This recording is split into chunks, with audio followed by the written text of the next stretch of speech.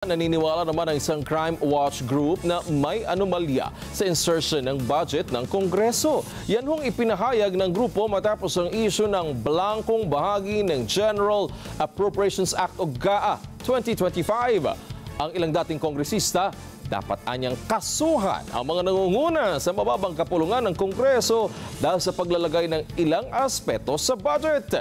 Magbabalita si Erlo Bringas. Wala po kaming pakialam sa politika. Kung sa tingin po ninyo sumasali tayo sa pamumulitika, hindi po. Pagkat tinignan ko po yung draft ng complaint, kinakailangan po talagang bumoses tayo pagkat pinaglalaban po natin dito ay yung karapatan po ng mamamayang Pilipino. Iyan ang pahayag ngayon ng grupong Citizen Crime Watch matapos na naging paglalabas kamakailan ng General Appropriations Act 2025 o GAA.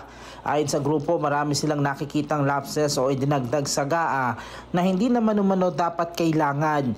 Kini-question nila mga bagong insertion sa GAA 2025 na kung saan may tuturo nilang isang falsified insertion sa budget. Siguro naman lahat tayo kumbinsido na yung mga nadidinig, nakikita natin, nababasa natin, talagang talamak po ang korupsyon sa ngayon.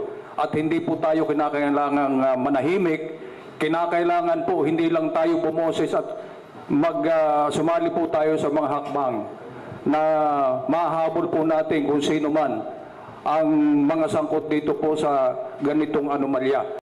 Ay naman sa abogadong si Attorney Jimmy Bondok, dapat anilang ginawang pangmasa ang GAA o General Appropriations Act para mas maintindihan ito ng maraming Pilipino at mabantayan din ang budget o kaban ng taong bayan. Sinabi pa ni Bondok na wala itong kinalaman sa issue na politikal dahil nakikita nilang merong falsified insertion sa budget. Lagi namang may political aspect ang mga ganito, but we are really fighting against the corruption here that is nasa institusyon, no? Wala po itong kinalaman sa politika. Very little to do with politics. Napakalinaw po, as a lawyer, I am speaking as a lawyer, na lahat po ng elemento ng falsification of legislative documents ay naririto. Kaya hindi po nakikita ng taong bayan yung paglilimas ng kaban natin.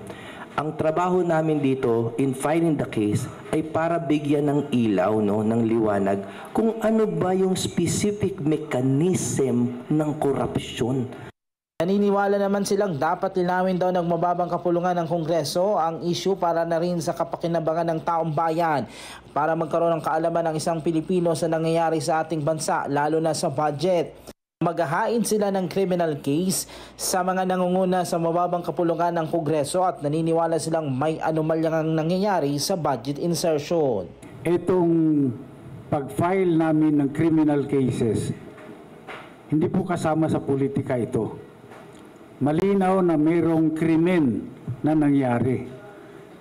Malinaw na Martin Romualdez, Saldico at Mr. Dalipe committed a crime against the Republic of the Philippines. Hiwalay po natin yung politika dito. Mag-focus po tayo doon sa krimen na nangyari. Hindi na tinukoy pa direkta ng Citizen Crime Watch kung anong mga nasabing falsified budget insertion, pero naniniwala silang mayroon ngang anomalya dito. Erlo Bringas para sa Mata ng Agila, matatag, matapang, matapat.